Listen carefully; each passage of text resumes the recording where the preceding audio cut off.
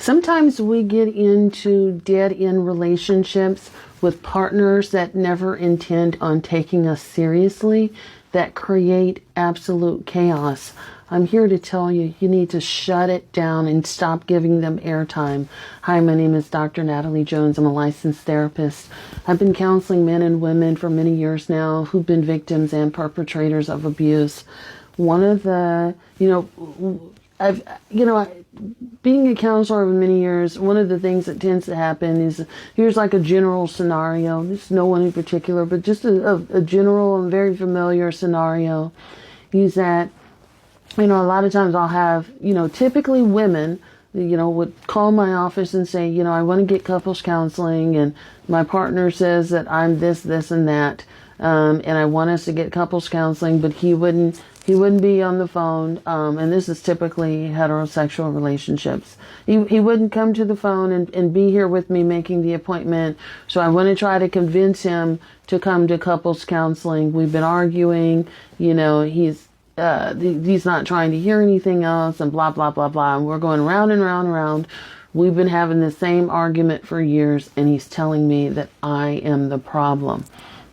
And so, so that's what I get here on the front end. On the back end, back at home, there's typically arguments, accusations, chaos, and just people their partners are creating these arguments and walking out, leaving them all day. And these women are committed to this relationship, and usually they are the ones that are committed. Every chance he gets, he's out the door. He's going to have an argument, he's out the door. You don't look right, he's out the door. You're going away, he's out the door. And it's almost like that man is living a single life.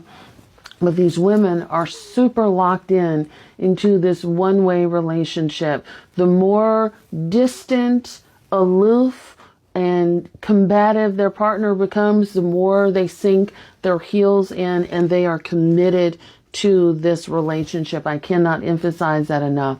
They are looking for a ring. They're looking for commitment, and these women will typically ask, "What are we? What are we doing? Oh, I want to get married. Are we not going to get married?" And there's sort of this begging and pleading, and a lot of times it's over years. Years worth of time that they're begging and pleading for the smallest amount of commitment and even respect in the relationship. And anytime this man wants to blow up or has any of the smallest problems, he will bring it to this woman and make a mountain out of a molehill and, create these large arguments out of nothing. My advice is, if you can, if you're in a relationship where it doesn't escalate to physical, my advice is to always shut it down. I worked with offenders for many years, very entitled criminal offenders. And one of the things that they would do, because they have big egos, they don't like authority, they want what they want, and they don't care about following rules, is they would always make this big show, whether it's yelling, whether it's screaming, whether it's, doing something disrespectful, like putting their feet on the table and things like that. My advice is to not give it airtime. Don't go back and forth. Don't ask questions. Don't try to seek to understand this chaos, especially, and I'm saying that when you're having a rational argument, of course, seek to understand. But when it's irrational, when it comes up out of nowhere, when it's just, a chaotic smoke and mirrors, so someone could walk out the door and maybe go cheat or be gone for a week or two at a time and do what they want to do, my advice is to shut it down. Don't get caught up in that, and just say, I'm not going to have that argument. If you get falsely accused of doing something such as cheating, looking at someone, I'm not entertaining that. And the reason is, the more you go on giving someone privileges, when you prioritize them over you, You're also treating that relationship as though you guys are married when you're not, and this person isn't even halfway committed to you.